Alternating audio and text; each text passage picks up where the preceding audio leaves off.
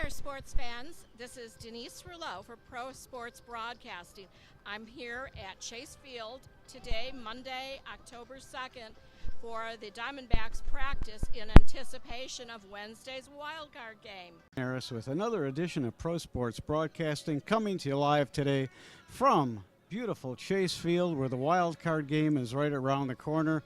With me is Mark Brown from Fansided.com. Mark, I picked this team to go one game above 500 this year. They really surprised me. Your thoughts? Actually, my preseason preview, I picked them to go maybe about 3 or 4 above 500. Certainly, they would have an improvement over last season. I thought some guys would have breakout years. I thought that Brandon Drury would have a breakout year. I had Chris Herman doing as well as he did with a couple of walk-offs. Chris Owings coming around. Owings had a great first half. Slided a little in the second half. Overall, I'm not surprised that the team improved, but yes, an improvement of 24 games over last season, I think, is a major surprise, not only for those of us who have covered them for the last couple of years, but also for those around Major League Baseball as well. Yeah, a big surprise. And, you know, they brought in a new front office, a new manager this year. How much do you add to that equation? Without doubt, the addition of Torre LaBelle has made this team where it is right now. Without him, the communication, you go around the clubhouse, people, the players will use one word that really epitomizes LaBelle's approach to the team, and that's trust.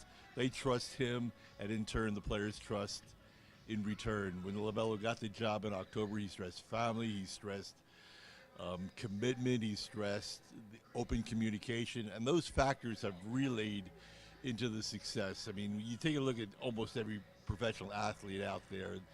The physical abilities are essentially the same for most of them, but the separation between a winner and a loser is, in my view, the culture in the clubhouse.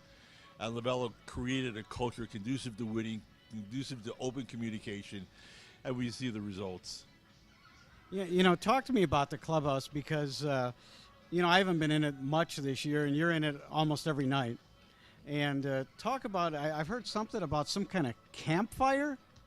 I don't know much about that, but really at the start of the season, I remember the first week of the season going into the clubhouse. It was a completely different environment. Not only did LaBelle open the beer kegs for the players, but you could see that there was a certain camaraderie that was established early on in the season. I think the catalyst for that was Tom Wilhelmsen, who eventually was cut loose in June. But he had such a positive personality that players began to congregate around his locker after the game. They would hang around, they would talk. The little campfire was in the corner next to Chris Iannetta and Jeff Mathis. It was almost like and they would bring chairs around. It was almost like you were looking for somebody to have the marshmallows.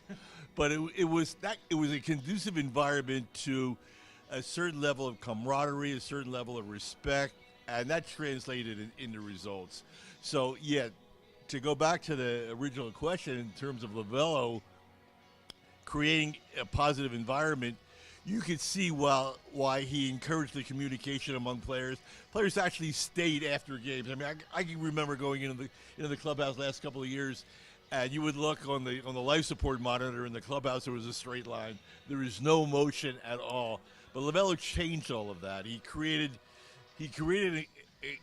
an environment conducive to communicating and conducive to friendship, and I think that translated into results of big time. And then the huge, I don't call it a trade or a pickup, middle of the season, J.D. Martinez. I've never seen anything like this, what he's done. I mean, we've been covering baseball a long time. I don't think I've seen anybody come in and make such an impact at the second half of the season. Well, besides his bat, if you talk to LaBelle, Martinez is very quiet. He's very unpretentious. He doesn't talk about himself. But if you listen to LaBelle, for example, not only does Martinez come to this team with ability, but also with a very good cerebral approach. He has a notebook, video. He is a constant student of the game. He is prepared every time he goes to the plate.